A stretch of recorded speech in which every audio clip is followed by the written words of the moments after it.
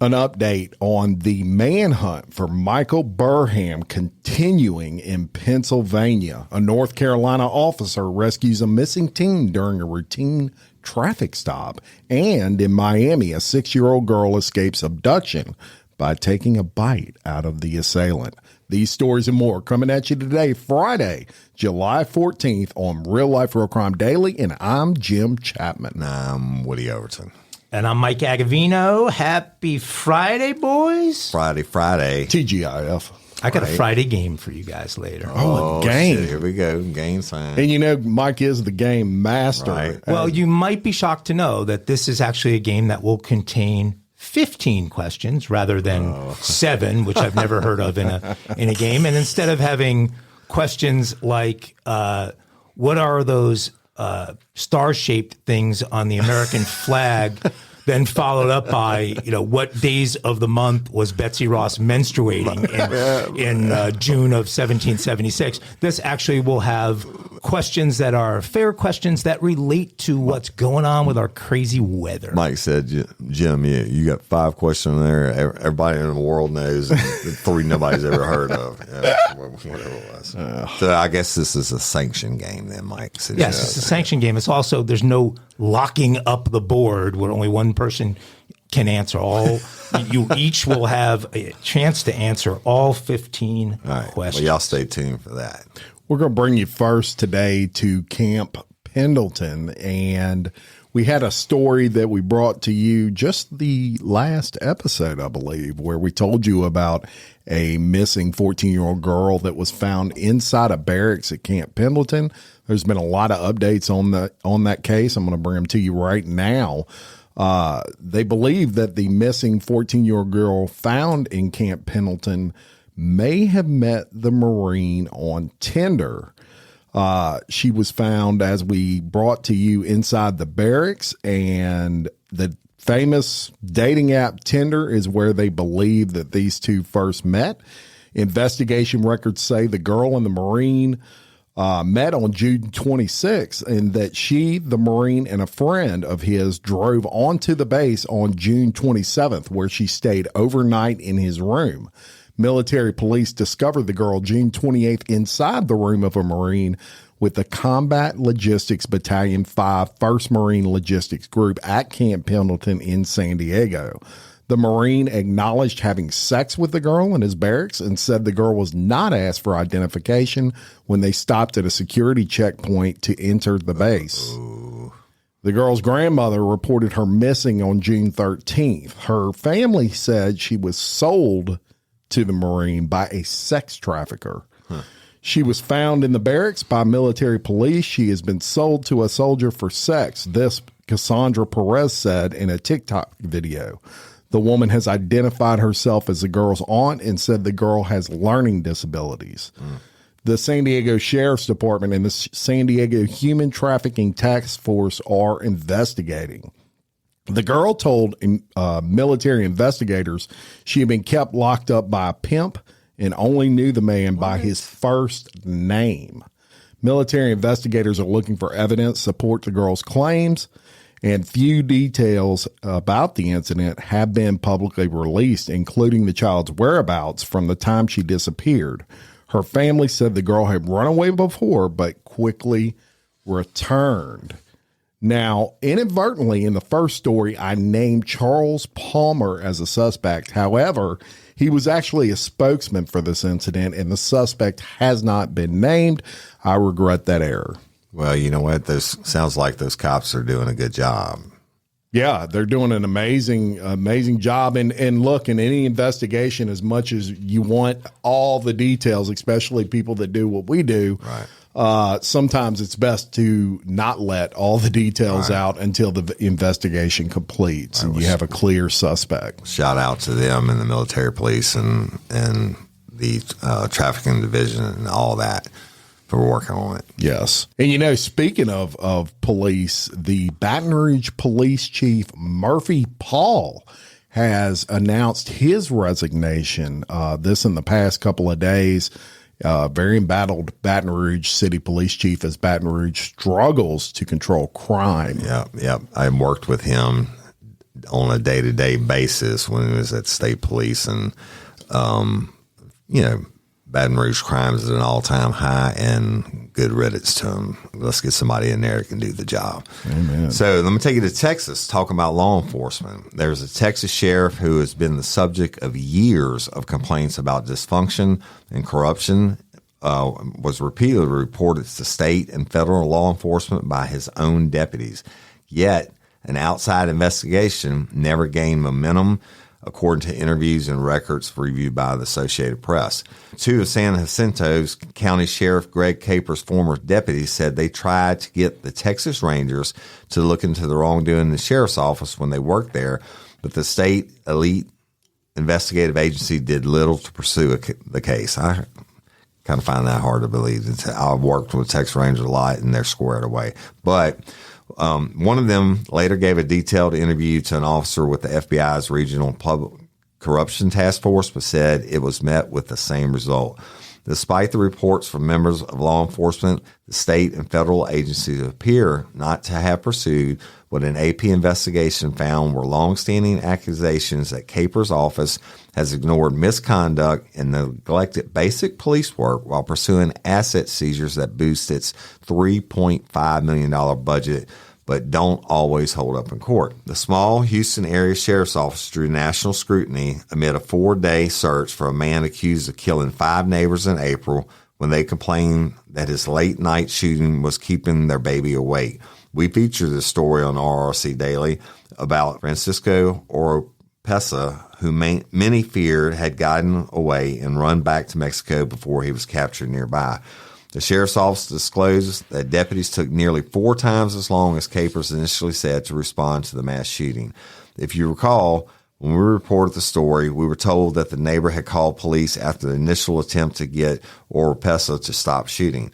Last year, county leaders paid nearly $50,000 to have a police consulting firm examine the sheriff's office, but disregarded its recommendation to ask the Rangers Public Corruption Squad to investigate. The consultant's report says Caper fostered a fear-based culture, oversaw the improper seizure of tens of thousands of dollars of property, and that his deputies failed to follow up on reports of 4,000 crimes. Everybody in law enforcement knows what's going on, but nobody will do anything, said Michael Flint, a former deputy who won a $240,000 settlement after suing the sheriff's office for retaliation when it fired him and charged him with crimes in 2018. A judge later dismissed those charges. Caper's second in command previously called the accusations against the sheriff's office straight-up lies and said the state agency is welcome to investigate their office top to bottom. A Ranger spokesperson said Tuesday they are not conducting an investigation into this matter. They're not going to. Yeah. Well, so I don't get it. This guy inspires a lot of fear. Yeah. Yeah. Well, I've seen that in a lot of sheriff's offices. They're run by fear. Yeah. Yeah. And, here's the thing, too. You're never going to be the favorite person on the block when you're the sheriff. Right. Well, and you arrest people for a living. I've always said anybody that's in a position of leadership is always going to have someone pissed off at them. But this kind of sounds a little bit systemic.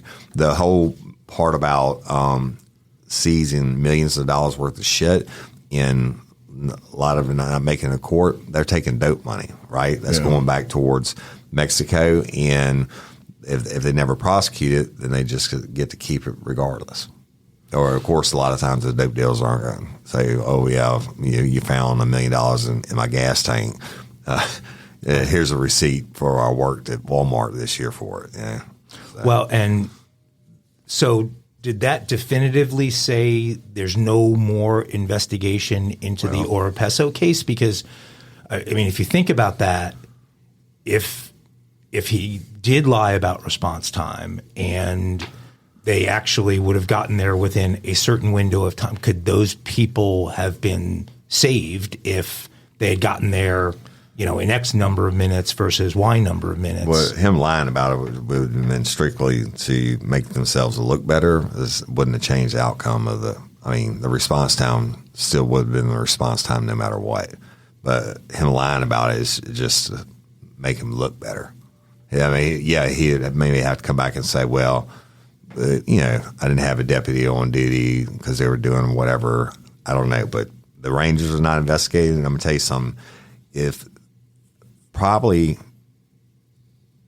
my most favorite law enforcement agency I ever worked with, other than the U.S. Marshals Fugitive Task Force, I'm probably more than the U.S. Marshal Fugitive Task Force, is Texas Rangers. Those dudes are squared away, and I worked murders with them, right? And where I had to go into Texas and get people and stuff, and they are simply badasses. Okay, and they've decided not to. They said we're not investigating. So maybe, and I can promise you, those dudes aren't on the take. I know them. Okay, got a story that involves North Carolina and the state of Florida, and this issue of human trafficking again. So North Carolina authorities were conducting a routine traffic stop on the 4th of July when they noticed something unusual in the vehicle they pulled over. It was just after midnight, again on the 4th, when Nash County, North Carolina deputies pulled over a white Audi with Florida plates on Interstate 95.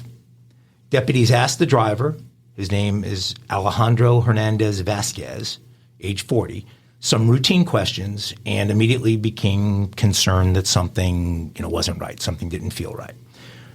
They asked Vasquez those questions and then asked him for permission to search the vehicle. That's when the deputies got a good look at Vasquez's 16-year-old female passenger. The officers immediately recognized the girl from a Florida missing persons report that they'd seen just earlier that evening.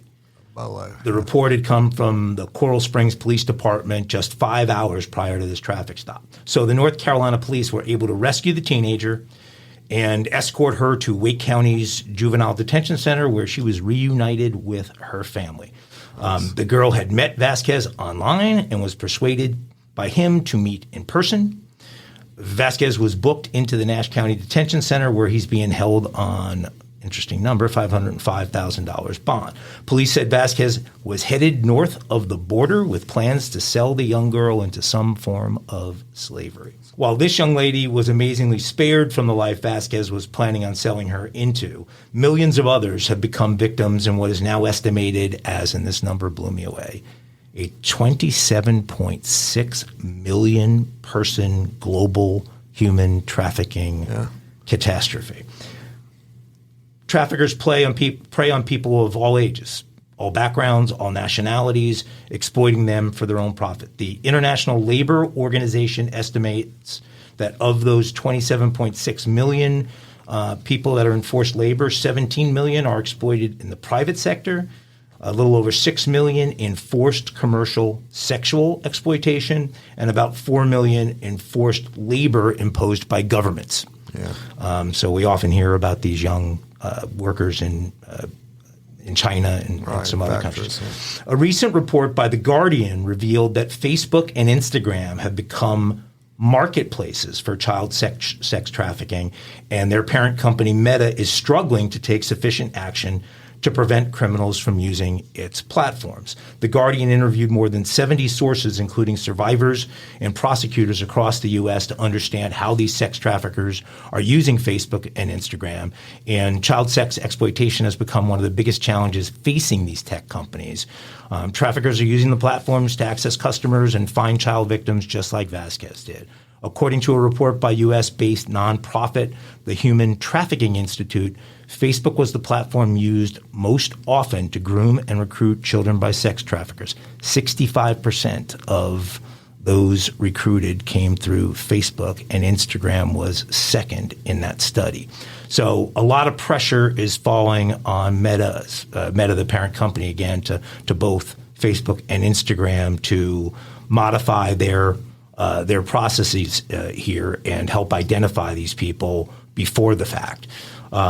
An anonymous Meta subcontractor told The Guardian that months will often pass before any action can be taken against a child groomer or sex trafficker after a moderator passes a case on to the company. So obviously they need to work on their practices there. As an aside, a new movie hit the box offices over the 4th of July weekend that has brought this issue into even higher focus. The film is called Sound of Freedom, stars Jim Caviezel as Tim Ballard, former Homeland Security agent who founded this thing called Operation Underground Railroad, that is apparently responsible for having rescued over 120 of these trafficked kids. Though the film has attracted a bunch of controversy, which I won't get into, it's bringing much needed attention and focus to this growing global crisis. And I mean, at 27 million people, that's a global crisis. Yeah, and that movie you mentioned is, I haven't seen it, but I haven't either. I have a Facebook feed just full of people that have, and you know, one thing that it does absolutely do is raise awareness. And awareness needs to be raised, but it's you know, basically they say trafficking. I think social media and the internet is basically it's a bunch of pimps, and what happened is social media and the internet is given access to people who are searching for this type of victim, if you will, and you know, now they're able to reach worldwide and order up what you want. It's sickening.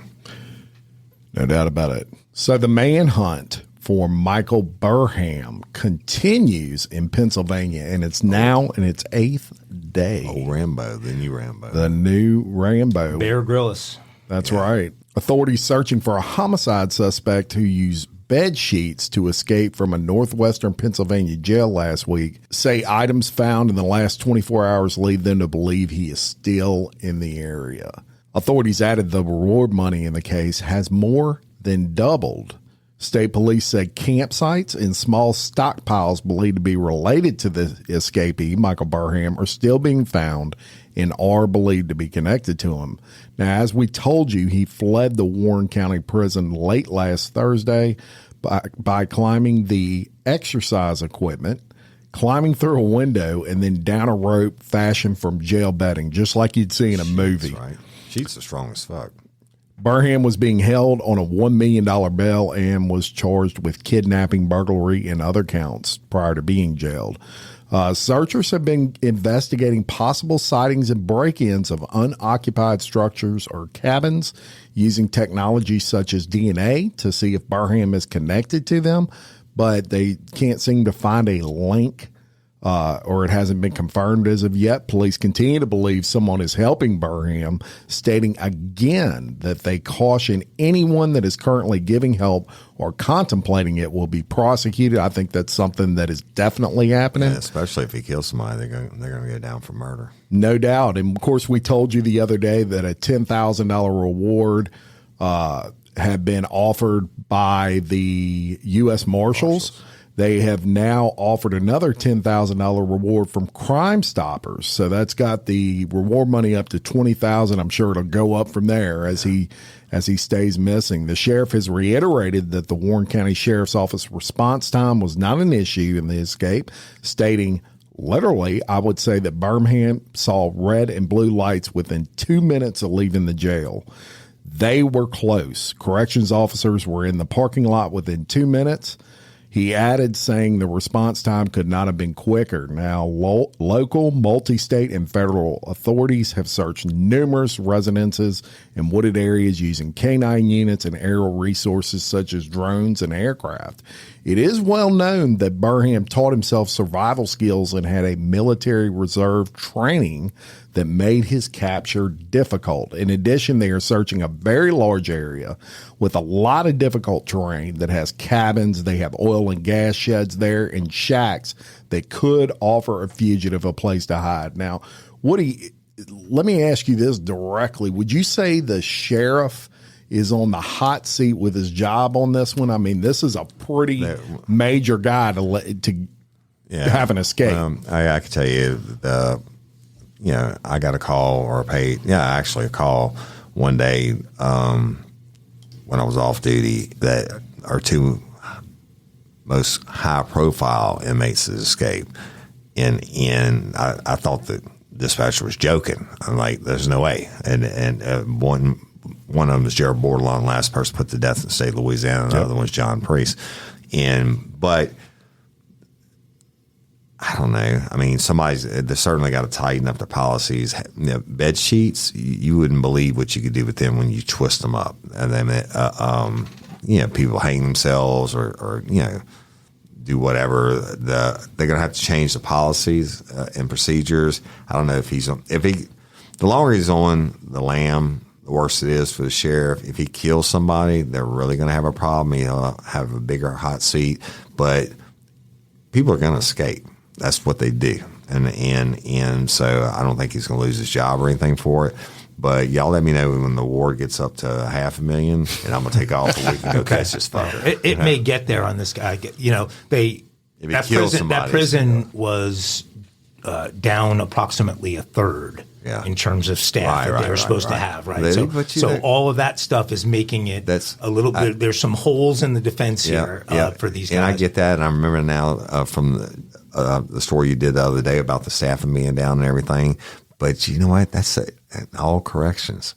And I mean, in any state agency, prisons or whatever, they're always understaffed. When I worked in the Department of Corrections, they had an on-call list on your days off. And if you were on an on-call list, you were getting called in because they were always understaffed. Yeah. You don't think it's worse now?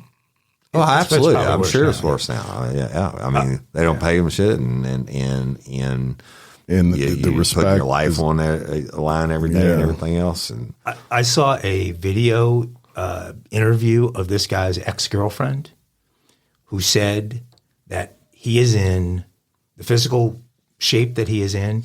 He can run 10 miles in an hour over terrain. So he can run 10 miles per hour over terrain without needing to. So, these cops who are 40 pounds overweight that are on his, they better hope they're going to need some of your badasses, these marshals. And this needs to be the real deal to go in. Yeah, I'm going to tell you how they're going to catch him. They're going to catch him with FLIR. They're going to have to up the game. They're not going to give away all the secrets, but the U.S. Marshals Special Fugitive Task Force, those dudes, all they do is hunt people, and they have technology now that they can employ that can look through walls and shit. So they'll get him. It's just a matter of getting him in, getting him contained, and I hope he doesn't kill anybody during the meantime. Spark something uncommon this holiday with just the right gift from Uncommon Goods.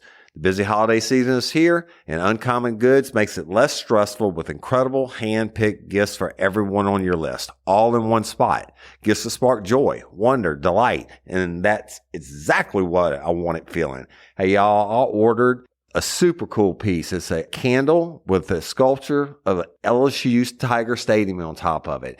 And each officially licensed laser-cut wooden replica features up to 4 layers of detail, creating a bird's eye view of a specific football field, seating section, and more. And every label includes your stadium's name, the team's logo, and school location. And it has a coconut, soy, vegan wax infused with sandalwood smell that creates tailgates and touchdown scent profile, reminiscent of game day.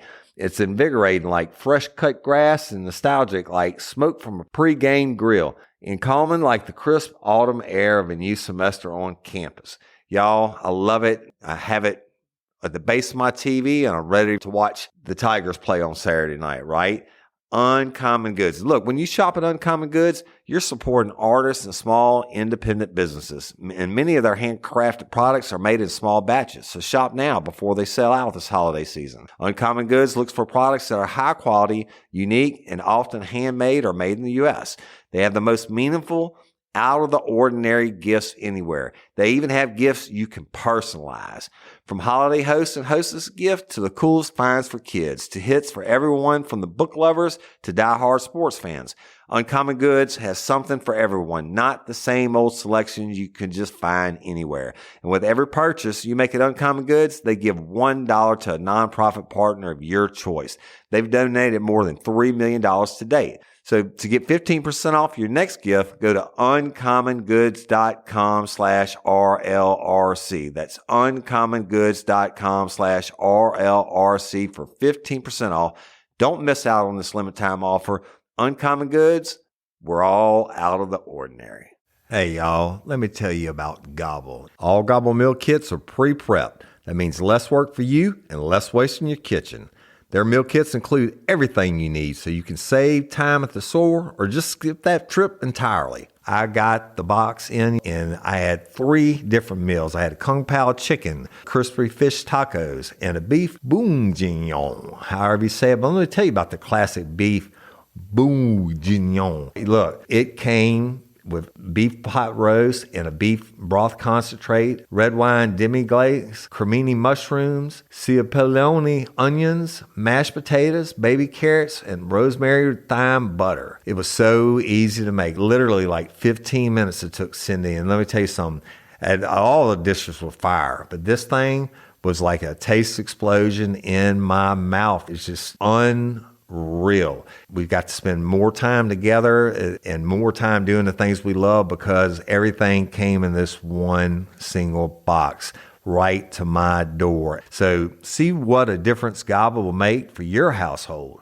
Right now, they're offering my listeners a fantastic limited time deal. You get $120 off across 4 boxes plus free shipping and free cookies. And let me tell you, those cookies, I ate one that was sin baked and it was delicious. Go to gobble.com/real life. That's GOBBLE.com/real life for $120 off your first 4 boxes. This offer is not available on the home site, so don't miss out. This is genius. It's taste explosions in your mouth like you never had. So, I don't know. Look, let me give you another update, y'all. I want Madison Schmitz, a 17-year-old Florida star softball player, was viciously stabbed by her ex-boyfriend, according to police. Schmitz is now paralyzed from the chest down as a result of the attack. And she spoke at a press conference Friday saying she is incredibly lucky to be alive today. She said, I will take each day as its own opportunity to live and make a difference in the world. Schmitz was allegedly attacked by Spencer Ross Pearson, age 18, as she and her mother, Jackie Rowe, were in the parking lot of Mr. Chubby's Wings in Ponte Vedra on June 3rd. Schmitz and Rowe had left the restaurant to avoid Pearson, who they witnessed seated at a nearby table. Pearson allegedly assaulted Madison from behind and held her down while he stabbed her approximately 15 times. Madison's mother attempted to intervene when she was stabbed in the forehead and the leg. And as we told y'all before, a bystander who was also injured in the attack was able to disarm Pearson, but not before he slit his own throat in a suicide attempt. Authorities say Pearson will survive his injuries and the investigation is ongoing. Good props to that young lady. Just paralyzed from the chest down now, and she still has a good attitude. And, moms are in play now. I mean, these guys, there are no lines anywhere that stop people from doing things he stabbed mom in the forehead. He got mama, he got her 12 times? How many times? He got mom. The girl, he got... It's a bunch. 15 times. 15 times. 15 times. And paralyzed. But then the mom got stabbed in the forehead and the leg. And, another bystander that tried to intervene got stabbed. And this is, again, over some kind of relationship gone. Teenagers, yeah. God damn. Crazy crap. Yeah. Well, we need something a little bit different. So I thought that this was kind of a fun thing. I happen to be going across. I look at Statista a lot. They've got lots of surveys that other companies do that they post. And there was a really interesting one. It's a survey that was done by YouGov that asked 1,000 U.S. adults whether it is morally acceptable to eat certain animals under normal conditions.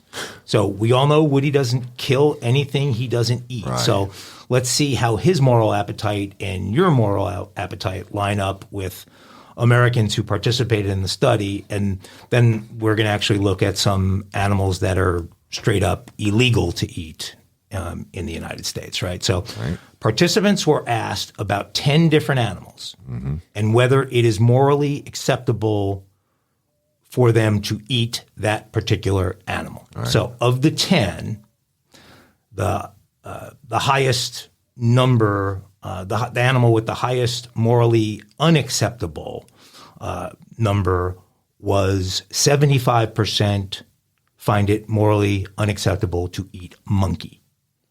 Now, I don't know who the 25% are that are up for eating monkey. I don't know where the hell you get monkey. Okay. Yeah. And that's one thing I've never killed or eaten, 73% said it's morally unacceptable to eat dog.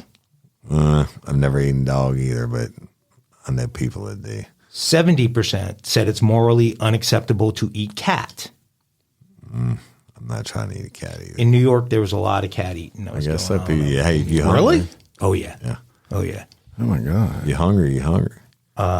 You go into some of the Chinatown markets and, the old joke about the dogs and the cat thing when the guy walks into one of those Asian places and says, "Hey, have you seen my dog?" And it's like, was it black and about this big and it had 3 legs? He said, "Yeah." He said, "No, I hadn't seen it at all." Oh, God. Smacking his lips. It's awful. Number 4, 62% said it's morally unacceptable to eat dolphin. I wouldn't eat dolphin. That's one of my favorite animals. Sometimes dolphin has gotten into tuna. Oh, yeah. Well, it's big shit. That's a big deal. 55% said it's morally unacceptable to eat horse. I wouldn't eat it. In France, it's a big deal. Only 24% said it's morally unacceptable to eat octopus. I've eaten octopus a million times. I've eaten a lot of octopus. Okay. Only 20% said it's morally unacceptable to eat deer. That's shit. I raised my family off of deer. Okay, I was raised on deer. 12% said morally unacceptable to eat salmon. Shit, I can't believe anybody said that. Right? 11% said it's morally unacceptable to eat cow. And last on the list, or first on the list, depending on how you look at it, is only 7% said that it was morally unacceptable to eat chicken. I knew it was going to be chicken. Yeah. My wife is on that list, by the way. She will not eat chicken, but it's not a morality thing. Bring me. Well, and that's the key to those stats is moral. Yeah, the morality. Fuck. It's one thing if you don't want to eat it because you think it might taste. Yeah, I don't want to eat dog. I don't want to eat cat. I don't want to eat horse. I would like to resurvey that 27% that was just fine with eating monkey. But so that covers the moral side of it. But now I've got 5 foods that are considered delicacies in places around the world that are illegal to consume in the U.S. All right. And these are not in rank order. They're just the top 5. It is illegal to eat haggis in the U.S. Haggis. What's that? That's haggis is a Scottish delicacy. Oh, yeah, I've heard of it. That is made from sheep heart, sheep liver, and sheep lungs that are all wrapped up in the lining of the stomach. Basically, of the sheep. A boudin without the rice on it, right? Yeah. I've had haggis. I think I tried it somewhere. A Scottish buddy, for his 40th birthday party had haggis served, and it was disgusting. Turn around and put your hands behind your back. You're under arrest. It was so gross.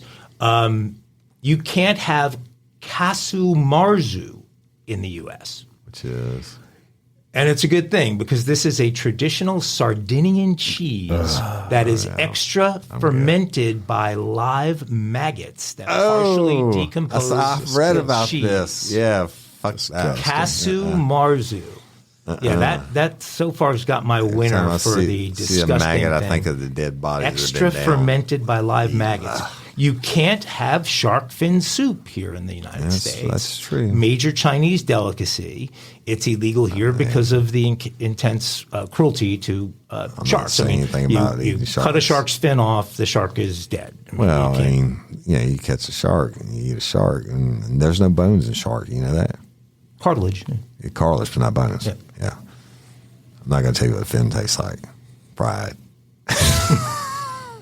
Okay, so shark fin soup is illegal, but maybe shark fried fin is not illegal? I don't know. 4, you cannot have bush meat in the U.S.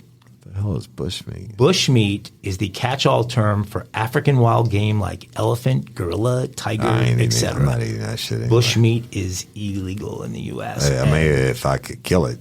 The last one of these is puffer fish. You cannot have puffer fish. I know that's a big delicacy, right? It's a major delicacy in Japan where it's known as fugu. But here's the thing. It's to try and eat puffer fish is playing like culinary Russian roulette. Yeah. Unless it's prepared exactly right, you'd be dead. The puffer fish is 1,200 times more deadly than cyanide. Yeah. Wow. So you better trust your chef on the old puffer fish. And they're the cutest looking little fish. Yeah, I've seen. Don't eat a puffer fish. So anyway, thought we'd have some fun with illegal foods. I enjoyed that. So. Well, sometimes you come across those stories that are just those WTF stories, and this would be one of those. So if you're half listening, you're going to want to fully listen to this one. An 8-year-old Alabama boy is accused of armed carjacking and leading police on a chase. That's right, 8 years old. Jeez. Montgomery police say a young child is responsible for a carjacking and vehicle chase on Tuesday morning. Officers responded to a robbery call shortly after 11 a.m. that morning and learned a child had carjacked someone at gunpoint, an 8-year-old child. Police say officers tried to pull the stolen vehicle over shortly after in the area, but the driver, the 8-year-old, refused to stop and a pursuit ensued. Police said the fleeing vehicle crashed into another vehicle and thankfully no injuries were reported. The 8-year-old boy was taken into custody and later charged with first-degree robbery, attempting to elude, and certain persons forbidden to possess a firearm. He was taken to the Montgomery County Youth Detention Center. The gun was recovered at the scene, and a witness who goes by Snake, oddly enough, Snake said he followed the vehicle from the crash scene and realized along the way that a little boy was driving and called sitting on the old phone police. WTF. Right? I don't even understand how 8-year-old can reach the gas pedal and see over the dashboard. He should be stealing big wheels, not fucking cars. But that's insane. But wait a minute. Where's mom and dad So at? let's say, did they tell you who the driver was? He was. Did he carjack? Yeah. I have no idea. But my first thought was, why didn't you just punch the Who the hell lets an 8-year-old car? I don't care. He's 8. He's 8. But he couldn't squeeze that trigger just as easy as you can. Freaking 8. If it's an 80-year-old granny he got it from, fine. I mean, that person that he got it from needs to remain anonymous because if we knew a person who had let an 8-year-old carjack them, it'd be over for them for the rest of their lives. So let me say this. Buy them a big wheel. If you 8-year-old walks up to me with a Glock 9 and points and says, "Give me your truck." First of all, I say, "Bitch, you too small to get in my truck. You can't climb up in it." But no, seriously, I'd give him the keys and let him go to get in and maybe knock him out from the backside or something. So I don't know. That's a good point. But I mean, obviously he has no regard for human life, and there's no doubt that he probably would have pulled the trigger. Now, let me ask y'all this, because this is really. I don't know where we know that's legit, right? Where's his people that's 100%. That was 100% legit, man. Where's his people at? Google. Where's he get the? You talking about the teacher that got shot by the 6-year-old? Yeah. Somebody's got a fucking problem in this case because this 8-year-old had a firearm and was unsupervised to be able to go carjack somebody? What do you even do with a kid like that? I mean, you can't put him in a detention center. He's 8. In Louisiana, he's got the gun on whoever it is, and he's asking if they can give him a boost up so he can get in the seat. I was thinking like the old phone books, the Yellow Pages. Yeah. Hey, can you put this phone book down and give me a boost into this? Jesus. I don't know. Maybe that. And you know what? I'm gonna stay tuned on that one because something else is going to come out of that. That's crazy. That is a WTF story. Maybe we should have a WTF, a new segment. WTF. I like it. All right. It doesn't have to be every show, but people love our segments. That has to be the youngest carjacker in history. Y'all, let's go to another story. And like y'all, I'm sure I followed this story throughout my life. Probably one of the reasons I got into criminal justice is because of Charles Manson. And I remember watching his interviews way back when I was a teenager. I think Geraldo interviewed him. He was like, basically told Geraldo, I can make you swallow your tongue or something like that and choke yourself to death. Should have. Yeah, right. But I think that was before the Al Capone vault thing. So we all know Charles Manson is burning in hell. But his people that killed all the people and did his acts, you never would think they was murdering sons of bitches or females or whatever would get out of prison. But former Charles Manson follower Leslie Van Houten released from prison, y'all. She was released last Tuesday after serving 53 years behind bars. And according to her attorney, Van Houten is now in a transitional living facility. She was released to parole supervision and will have a 3-year maximum parole term with a parole discharge review occurring after 1 year. Her release comes after California Governor Newsom, who had opposed her parole 3 times since taking office, decided not to ask the state Supreme Court to block her parole a 4th time. I wonder what changed his mind. Van Houten was 19 when she participated in the August 10th, 1969 murders of Leno and Rosemary LaBianca at their Los Angeles home. The LaBiancas were both stabbed to death, and the word war was carved on Leno's stomach. Van Houten told ABC News back in 1994 she and another Manson follower took Rosemary LaBianca into a bedroom, and the sounds of Mr. LaBianca dying came into the bedroom. Horrible guttural sounds. She began calling out to him and yelling for him. And at that moment, Manson follower Charles Tex Watson handed her a knife. He said, "Do something," because Manson had told him to make sure that all of us got our hands dirty, Van Houten said. And I stabbed Miss LaBianca in the lower back about 16 times. Van Houten did not participate in the Manson family murders of the actress Sharon Tate and 4 others who were killed at another Los Angeles home one night earlier. Rich Pfeiffer, Van Houten's attorney, said she will probably not be at the facility for a long time because she is so ready to be out in the world. She has some computer skills from the job she had in prison. She has got a master's degree. She is very bright. She has got a lot of support from family and friends. She will do just fine.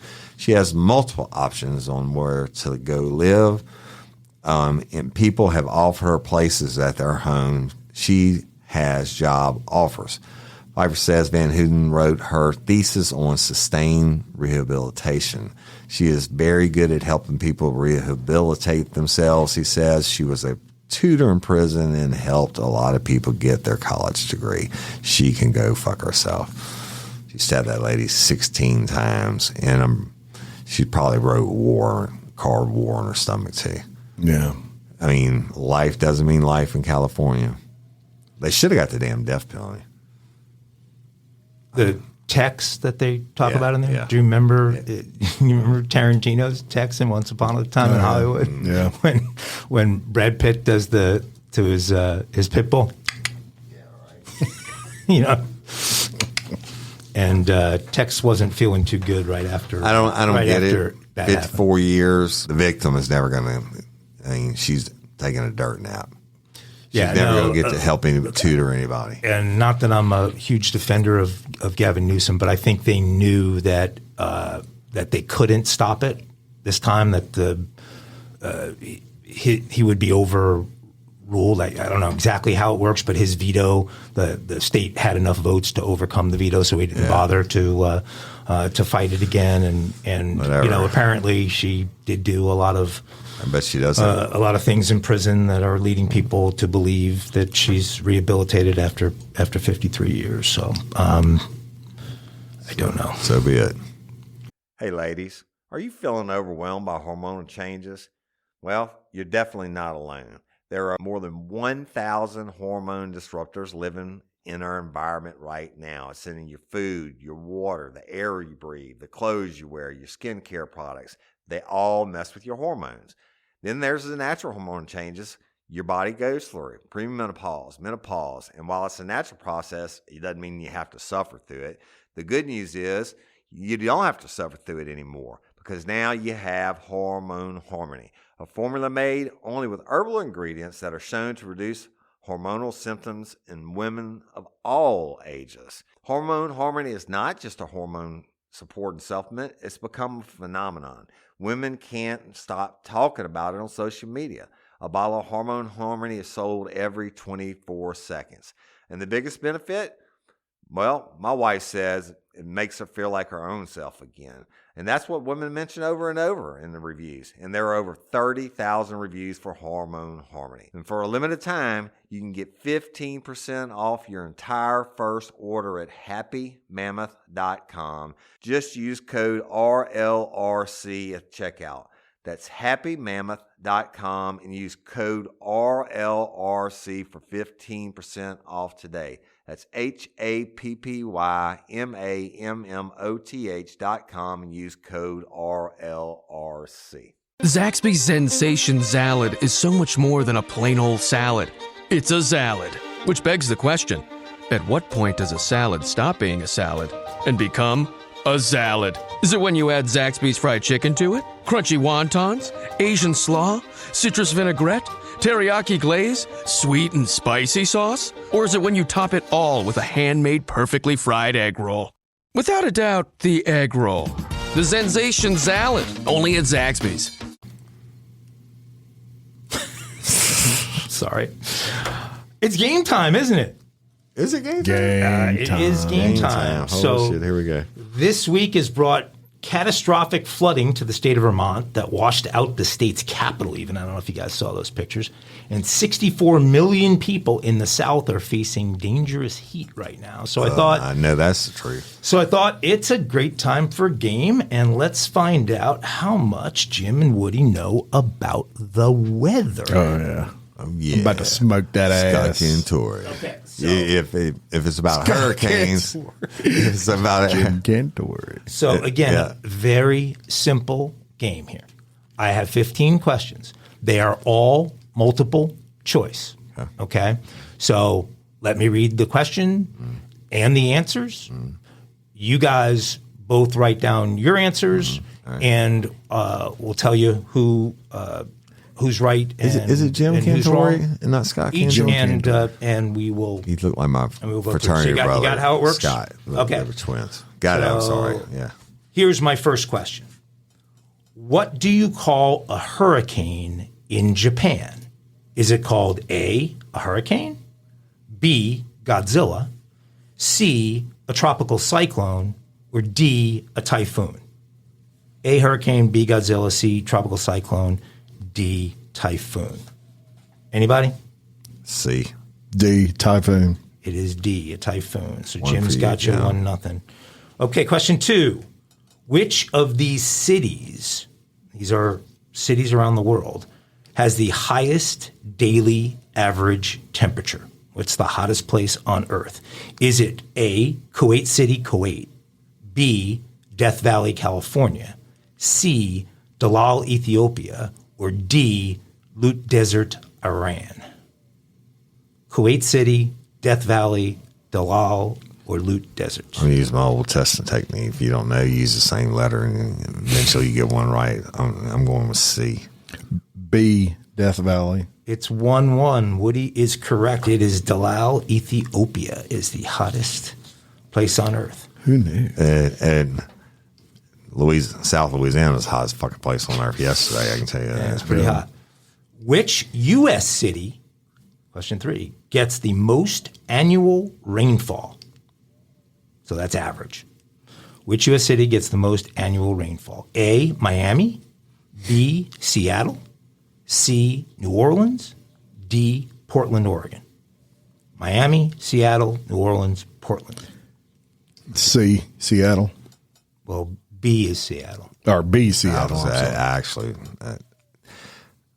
So I've been to both places, and when I remember going to the top of that spear thing, and they were saying that was a misnomer, that they had the most average daily rainfall. But I've been in Portland too, and it's really green. I'm gonna say Seattle, B. You're both wrong. Seattle would be overcast, has more overcast, but it doesn't really rain hard in Portland, Seattle, right. and it doesn't really rain hard in Portland. New Orleans has the highest serious? by a lot. Well, has the highest a shocker. rainfall, annual rainfall in the indeed. United States. They have 89 inches of rain. a year. Holy shit! So nobody won I that. need 89 inches of rain. I wish I'd seen that before I go moved. fishing. Which U.S. city gets the most annual sunshine? Is it A, Los Angeles, B, Phoenix, C, Miami, D, Las Vegas? Los Angeles, Phoenix, Shit, that's a hard Miami, one. Las Vegas. I'm going to say Phoenix. Me too. You are both correct. It is Phoenix. B. Las Vegas would be close behind. tied. Miami gets a lot of rain. It would be in the distance. So it's 2-2. Okay. Next question. Which of these weather events produces the highest wind speeds? Which of these weather events produces the highest wind speeds? Is it A, an EF1 tornado, B, a Category 5 hurricane, C, an EF5 tornado, or D, a Category 1 hurricane? Did you say wind or rain? What's the question again? Which of these weather events produces the highest wind speeds? EF1 tornado, Cat 5 hurricane, EF5 tornado, Cat 1 hurricane. I'm going to say an EF5 tornado. I'm saying the same thing. Yes, an EF5 tornado is 201 miles an hour or greater. A Cat 5 hurricane is 157 to 200. But good. So it's 3-3. Still You guys tied. are doing okay on the weather here. The United States has by far the most tornadoes of any country on earth. Right. But which country has the second most tornadoes? Is it A, Ukraine, B, Germany, C, Russia, D, Canada? Which one has the second most tornadoes? Ukraine, Germany, Russia, or Canada? You guys got answers? I do. I'm going to go with Russia just because of the landmass. I'm going to go with Canada. Jim is going to be correct. It is Canada. So it is 3-2, 4-3 Jim, right? Right. Yep. Okay. Which month of the year produces, on average, the most annual tornadoes? Is it A, June, B, April, C, May, or D, January? Which month produces the most tornadoes? June, April, May, or January? Let's see. I'm going to say May. C is May. You are both correct. 294 is the average. Both April and June are around 212, and January obviously is way off at 45. So now it's 5-4. Close battle here. Which U.S. state has the highest average number of tornadoes annually? Is it A, Oklahoma, B, Mississippi, C, Kansas, D, Texas? Which state has the highest average number of tornadoes? Oklahoma, Mississippi, Kansas, Texas. I'm going with C. I'm going with Kansas. Right. Not even close. It is Texas with a lot more than anybody else. Remember, it's a much bigger place. Right. I was going to second guess. Which U.S. state has the highest number of tornadoes per square mile? A, Oklahoma, B, Mississippi, C, Kansas, D, Texas. I'm going with Kansas. Fuck, I'm going to go with, I was going to say Texas, but I'll go with Kansas again. Yeah. That's the one where the answer is Kansas. Kansas from a square mileage standpoint, but Texas from a raw number. So it's I have nightmares about 6-5. Which of these global cities isn't in the top 10 coldest cities in the world? So I'm going to give you 4 cities. Only one of them is not one of the 10 coldest cities in the world. Okay? A, Vancouver, Canada. B, Montreal, Canada. C, Minneapolis, Minnesota. D, Edmonton, Canada. 3 of those are in the top 10 coldest cities list. Only one of them is Vancouver. I'm going to say Edmonton. Vancouver is the correct answer. You guys are tied. Look at this battle. Yes, Vancouver is much more temperate there, right by state of Washington. Which state has been hit by the most hurricanes? Is it A, Florida, B, North Carolina, C, Louisiana, or D, Texas? Which state has been hit by the most hurricanes? I got to go with Florida because they all come across that end, and not every one of them hits Louisiana. I'm going to say Louisiana. It's Florida by a landslide. Florida's been hit by 120. Texas would be second at 66. Louisiana's been hit by 56. Almost everyone that gets hit up So here that's comes 7. to Florida anyway, like Andrew and all that. So it's 7-6. Which of these states has never been hit by a hurricane? Never. A, Delaware. B, Maine. C, Rhode Island. D, Pennsylvania. Which has never been hit by a hurricane? Delaware, Maine, Rhode Island, or Pennsylvania? I mean, that's tricky because hurricanes move inland until they lose strength. But I'm going to go with Pennsylvania. What were the other choices? Rhode Island and what else? Delaware, Maine, and Rhode Island. I'm going to say Delaware. Okay. You're both wrong. Good guess, Woody, on Pennsylvania, because it does not have any portion of it directly on the ocean. Yeah, but it's not that far inland to get to Philly. It's Maine. Maine is so far north that the waters don't get warm enough to so everybody got that one wrong. Got a couple more questions here, not many. I think we got 3 more. And we're tied, right? No, I'm up by 1. Woody's up 7-6? Yeah. Okay. The U.S. has had 3 Category 5 hurricanes make landfall. Which of these is not one of the 3? Hurricane Camille in 1969 that hit Mississippi and southeast Louisiana. Yeah, we know about that one. Hurricane Hazel in 1954 that hit South Carolina and North Carolina. Hurricane Andrew in 1992 that hit southeast Florida and southeast Louisiana, one of those ones Woody was talking about. And D, and this one occurred before they started naming storms. This is the unnamed Florida Keys hurricane of 1935. I'm going to go with Andrew. I'm also going to go with Andrew. That was not a Category 5. Andrew was a Category 5, guys. Yeah, but you said Florida. Hit when it hit. Yeah, when it made landfall. When it hit Florida, I guess. Yeah. When it made landfall, it was. All that. Oh, I thought you said in Louisiana. No, he said the U.S. has had 3 Category 5. Okay, I thought. Okay, yeah. I thought you said Louisiana. The only one that was not was Hazel. Yeah, I never heard of the others, Hazel, but I know about Camille. Okay, so nobody gets that. So we're down to 2 questions, and these are about snow. These questions. Because I thought when Andrew hit Louisiana, it was a 4.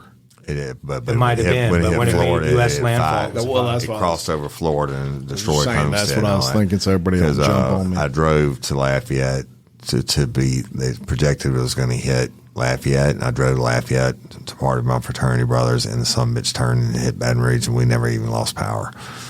Or we ever have a hurricane parties. I remember. Okay, which of these U.S. locations has the highest annual snowfall? Okay. A, Mount Rainier, Washington. B, Mount Hood, Oregon. C, Alta, Utah. Or D, Valdez, Alaska. Mount Rainier, Mount Hood, Alta, and Valdez, Alaska. What did you say? Mount Rainier. Mount Hood. It is Mount Rainier by a landslide. Mount Rainier gets 56 feet of annual snow. Woody's going to win his second game in a row. Second out of 700. We only got one more question. Here's the last question. Which U.S. state gets the most annual snowfall? Which state? Is it A, New Hampshire, B, Alaska, C, Colorado, or D, Vermont? Which U.S. state gets the most annual snowfall? Alaska. Hawaii.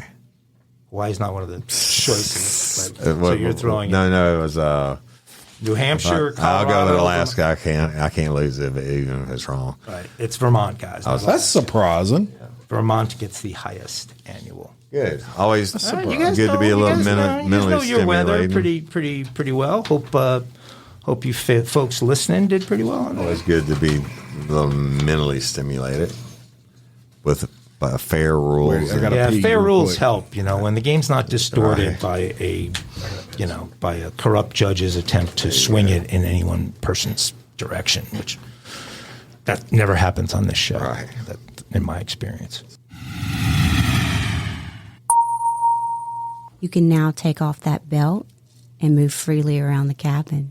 You got it, Tiffany. It is a mile-high crime for Friday, y'all. And a North Carolina teenager was detained at an airport after he was caught using a skip-lagging hack where travelers buy cheaper indirect flights and exit the airport at a layover stop. Now, that's genius. I don't care who you are. Hunter Parsons of Charlotte said his son Logan had an American Airlines ticket from Gainesville to Florida to New York JFK with a stop in Charlotte. Logan was flying direct to Charlotte but had an indirect ticket terminating at JFK that was cheaper than the direct trip to North Carolina, so he booked the fare with the intention of skip lagging, which is known as not completing the entire trip. It was the first time the teenager had flown by himself, as Dad said, adding the family was taking advantage of the popular method of saving on flights previously. At the gate, however, Logan's North Carolina ID raised red flags with the agent, and the team was taken to security and interrogated. Logan's ticket was canceled, and the family was forced to buy him a direct flight. While not illegal, skip lagging, also known as hidden city ticketing, is frowned upon in the industry. Well, I guess it is. Right. But it does violate some airlines' code of conduct. So you can't necessarily get arrested for it, but some airlines won't let you fly anymore, maybe if they catch you doing it. Hunter Parsons said he had no concerns allowing the teenager Logan to fly alone, as the family had utilized the popular but risky method many times. He was quoted as saying they've used skip lagging almost exclusively for the last 5 to 8 years, saying they were not worried about his flight.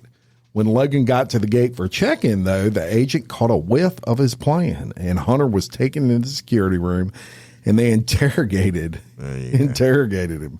This kind of got out of hand, and his dad, of course, who probably taught him this technique. Chip off the block. Yeah, he was not happy about it. He said his worry was not that the ticket was canceled by American Airlines rep, but that the situation was just not handled, in his opinion, very well. Our concerns is he's a minor, and he was kind of left to fend for himself several states away. An airline attorney who spoke with the outlet agreed, calling it harsh. It was the first time he's flown, and he really doesn't know what he's doing.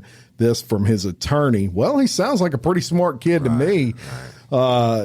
So that is, if you're interested in learning more about skit flagging, feel free to That's crazy. That's the first time. check it out online, Google it or whatever. And look, this is Interesting technique. Complete bullshit on the part of the airlines. It just shows that they have absolutely zero integrity to their pricing, because if you have a system that is based upon some kind of algorithmic logic and integrity, that can't happen. It's like it's like a burger being more expensive than a Happy Meal, but people only want the burger, so they buy the Happy Meal and throw out the fries. Okay. Well, if you're stupid enough to package your product that way, then if this ever got fought in court, the airlines would lose in court. They have nothing. They have no standing. It's I was waiting on this, Mike, to tell you this. I found this out yesterday because I know you care. Frontier Airlines came out with a $299 unlimited flight ticket yesterday. Come on. Yeah. There you go. Yeah, we know how you love them. Unlimited. Until you walk on, and then they charge for each tooth you bring with you on the flight. And, $5 per testicle. Hey, you know what You can now time it take is off now? that belt and move freely around the cabin. Hey, you know what time it is now? Kinky crime time. Crimes, kinky crime time. Y'all, listen to this. Police, skip the title, let me do it like this. A couple in their 50s were charged with indecent exposure for allegedly having sex on the balcony of a Myrtle Beach, South Carolina hotel in broad daylight. Hey. They could be seen. It's their hotel room. All right. Yeah, I guess so. But they could be seen by people around the pool at the Breakers Resort in North Myrtle Beach. Police were called to the Breakers Resort around 11 a.m. Saturday by a woman who saw the naked couple from the pool. The couple, who were from Asheville, allegedly yelled at police when they arrived, saying they did nothing wrong and that the people outside were jealous. Absolutely. Right? I mean, they're in the 50s. Don't be hating. 50s, getting it on 11 o'clock That's in the it. morning in the That's how public we view. roll. But upon their arrest, the woman asked one police officer if he was married. When he responded yes, she stated, then try the balcony sex. I highly recommend it. Yes. There you go. Now That's your kinky that's crime. a pretty kinky So is couple. the balcony on the same level as the pool? I don't get how the pool people could It's see probably the- up a little bit. They're probably looking up. laying back in the You know what? recliner, Mind your looking business. Listen, 50 years old was up there. Might have been making a baby. Right. You don't There know. was a day when something like that was a bonus if you were by that pool and you just go get yourself a better view. That's right. Yeah. Give me some Banjo banjos, time. Jim.